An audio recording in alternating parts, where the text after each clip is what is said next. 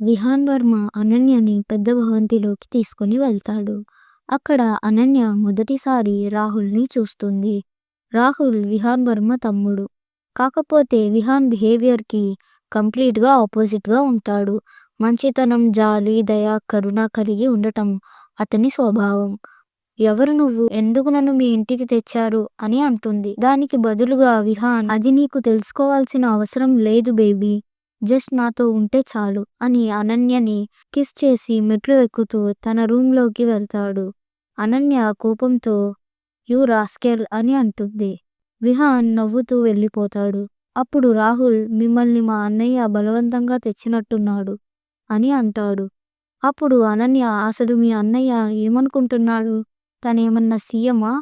పీఎమా? ఓ అమ్మాయిని బలవంతంగా తీసుకొస్తాడా?" అని కోపంగా అంటుంది. "కాదు, మాఫియా" అని అంటాడు రాహుల్. మాఫియానా?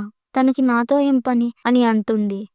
రాహుల్ నవ్వుతూ, "అది నాకేం తెలీదు" అని అంటాడు. ఇంకా అనన్య ఏమైనా మాట్లాడేలోపే రాహుల్ జేజే అని అంటాడు. పక్కన నుండి ఒక 6 అడుగుల కండలు తిరిగిన ఒక వ్యక్తి, అతనితో పాటు 5 మంది బాడీగార్డ్‌లు వస్తారు. రాహుల్, "జేజే, తనని గెస్ట్ బెడ్‌రూమ్‌లోకి తీసుకొని వెళ్ళు" అని అంటాడు. జేజే, "పదండి మేడం" అని అంటాడు. అనన్య, "నేను ఎందుకు రావాలి? నేను రాను. నిన్ను ఇంకా నీ బాస్ పని చెప్తా." ఇంకా ఏమైనా అనేలోపే ముగ్గురు ఆడవాళ్ళు వచ్చి అనన్యని పట్టుకొని బలవంతంగా తన రూమ్ వైపు తీసుకొని వెళ్తారు. అంతలో అనన్య, "ఇదిగో అబ్బాయి, మీ అన్న పేరేమిటి?" అని అడుగుతుంది. రాహుల్ విహాన్ వర్మ అని అంటాడు. అనన్యని తన రూమ్‌కి తీసుకొని వెళ్తుండగా, "ఒరేయ్ విహాన్, నిన్ను వదలను" అని తిడుతుంది. రాహుల్ నవ్వుకుంటూ తన రూమ్‌లోకి వెళ్తాడు. అనన్య తన రూమ్‌లోకి వెళ్ళిన తర్వాత పని మనుషుల్లో ఒకరిని, "అసలు ఎవరీ విహాన్ వర్మ" అని అడుగుతుంది. పని మనుషుల్లో ఒక ఆవిడ, "నేను మీకు ఎక్కువ ఏమీ చెప్పలేను మేడం. కానీ సార్ చాలా పెద్ద మాఫియా.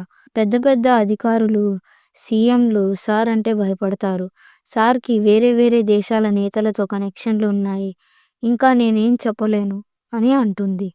అప్పుడు అనన్య, "మరి నన్నెందుకు తెచ్చారు" అని అంటుంది. "అది నాకు తెలీదు" అని పని మనిషి అంటుంది. తర్వాత వాళ్ళు వెళ్ళిపోతారు. అనన్య తన బెడ్ మీద కూర్చొని ఏడుస్తుంది. అంతలో జేజే విహాన్ వర్మని, "సార్, ఎందుకు ఆ అమ్మాయిని తీసుకొచ్చారు" అని అడుగుతాడు. విహాన్, "ఏం లేదు జేజే, చెప్పవలసి వచ్చినప్పుడు నేనే చెప్తాలే" అని అంటాడు. జేజే, "సరే సార్" అని నవ్వుతూ వెళ్ళిపోతూ ఉంటాడు.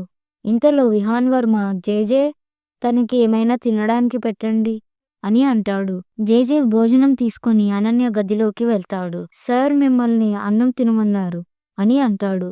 "నేను తినను. అయినా అతను చెప్పినట్టు నేనెందుకు చేయాలి" అని అంటుంది అనన్య. "బై ద వే, నా పేరు అనన్య. నన్ను అలాగే పిలువు" అని అంటుంది. అప్పుడు జేజే, "సరే అనన్య గారు, ప్లీజ్ మీరు అన్నం తినండి, లేదా సార్‌కి కోపం వస్తుంది" అని అంటాడు. "రాని, అతను చెప్పినట్టు నేను చెయ్యను. కోపం వస్తే ఏం చేస్తాడు, చంపేస్తాడా" అని అంటుంది. "ప్లీజ్ నువ్వు వెళ్ళిపో, నాకు కొంచెం స్పేస్ కావాలి" అని అంటుంది అనన్య. సరే అని జేజే వెళ్ళిపోతాడు. కొంచెం సేపు తర్వాత అనన్య డోర్ ఎవరో కొడతారు. అప్పుడు అనన్య, "ప్లీజ్ డిస్టర్బ్ చేయకు జేజే" అని అంటుంది. "జేజే కాదు, నేను" అని డోర్ తెరుస్తాడు విహాన్ వర్మ. "నువ్వు ఎందుకు వచ్చావు" అని అంటుంది అనన్య. తన చేతిలో ఉన్న ప్లేట్‌ని పక్కన పెట్టి, "ఏంటి తిననంటున్నావంట?